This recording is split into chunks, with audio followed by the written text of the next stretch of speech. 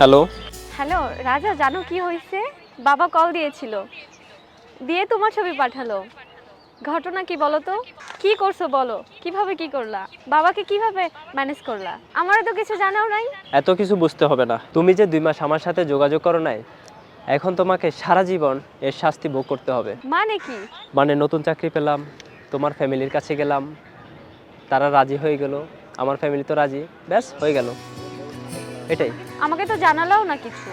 এই যে ম্যাডাম, আপনি তো আমাকে ইগনোর করেছেন, আপনি তো আমার ফোনই ধরেন নাই, কিভাবে আপনাকে জানাবো?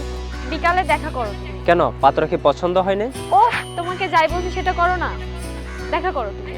আচ্ছা ঠিক আছে, দেখা করবো না। আচ্ছা ঠিক আছে, বাই, রাখলাম।